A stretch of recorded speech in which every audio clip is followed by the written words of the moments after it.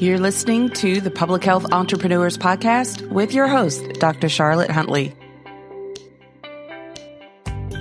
Greetings, everyone, and thank you for joining me on this episode.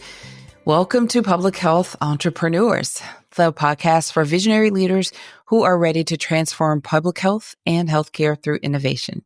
I'm your host, Dr. Charlotte Huntley, and as a public health entrepreneur with over 25 years of experience in healthcare and public health, I understand the unique challenges and opportunities that come with bridging multiple disciplines. In this episode, I'm sharing some actionable steps for your journey to create greater impact. Today marks the beginning of your journey to create greater impact in public health. Your unique combination of expertise, your desire to drive change, and even your frustration with current systems are not burdens. They're signs pointing you toward your greater purpose.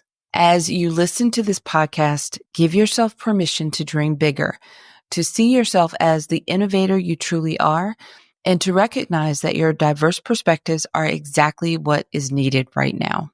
Let's start with some reflection questions. Now, I recommend making note of these questions, then spending a few moments crafting a response later. Be honest with yourself. I'm not going to ask you to submit this to me as if it's an assignment, but this is designed to help you. So be honest with yourself as you sit and reflect and prepare your responses to the following questions. So number one, what health-related change have you been wanting to create? You know the answers to these. Like I said, don't hold yourself back if you hesitate on some of these questions. They may even feel a little uncomfortable to articulate and get them out of your head onto a piece of paper or typed into a document, but I really encourage you to do so. Number two, how might your unique background position you to drive innovation? Number three, what could be possible if you had the right support and community? I can just imagine some of the feelings that are coming up for a few of you who have really not allowed yourself to explore responses to these questions, but I really encourage you to do so. Number four, what's the cost of not pursuing your vision? That one, every time I think about that question, I think about our mastermind group. When we have our retreats, we often talk about this. It's a concept and a phrase I say often where it's bigger than me. You know, we have to get out of our own way. As public health professionals, we are serving populations of people. So when you think about the ideas that you have, they're not for you, they're for serving someone else. So what is the cost of not pursuing your vision? Number five is who could benefit from the solutions you envision? I want you to take some time, like I said, reflect over those questions and take as much time or as little time as you like, but they're reflection questions for you. So after you've taken some time to reflect over those questions, here are some action steps. Number one, vision capture. Write down your biggest dreams for public health transformation. I like writing them down because there's something about pen and paper that it's old fashioned now, but it's something magical about putting pen to paper when you're dream casting and putting your thoughts out. But you can certainly open up a spreadsheet or a document and just put it together. But write down your biggest dreams for public health transformation. List the unique perspectives that you bring, and then identify one gap that you're passionate about addressing. And I know there are a lot of them, especially the audience that I'm speaking to. You know what the gaps are. You've worked in the industry. You are aware of them. And there are a lot. It may be, I won't go down a rabbit trail, but it could be a community that you care deeply about not having access to resources or specific resources that other communities have. And you see that some programs are missing or they're inadequately serving this community that you care about. That is an example of a gap. You know what they are.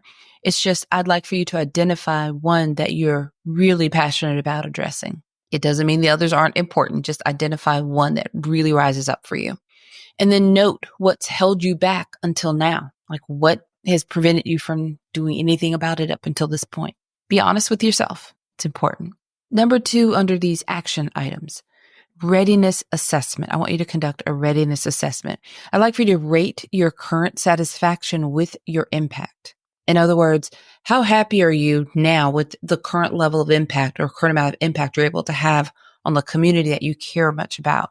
This is not a judgment, because if you're feeling like, oh, I haven't done anything yet and I really want to, this is not I just want you to rate your current satisfaction with your impact. You're having some impact, so don't discredit that, but be honest with yourself. How happy are you with that? Rate your current satisfaction with your impact. Or that's current satisfaction. So where you are now with that. And then list available resources and support. What is available to you, whether you're taking advantage of it or not? What is available to you? What resources and support is available to you? Identify what you need to move forward. It's an important one. And set initial goals for your journey. Just those initial goals. Or if you've gotten started, like whatever the next step would be for you. That's the readiness assessment. And then finally, the third action step I have for you is commitment setting. So choose one step to take action on this week. It can be big or small, but just choose one step that you can take this week. Schedule dedicated time for your development. For a lot of you, like me, I value that time. So if I mark that time off for that thing, it usually happens. So schedule dedicated time for your development. And still continue with this commitment setting. Identify one person to share your vision with. One person, trusted person to share your vision with. And then plan how you will engage with this podcast content. You've heard me talk about how we're leveling up, and you may be brand new to the podcast. You may have been listening for a while, and you've noticed over the last few episodes, I've talked quite a bit about how we're leveling up and how we're shifting. I've made that slow and intentional because I want you to know the change is coming. Well, we're here now in it.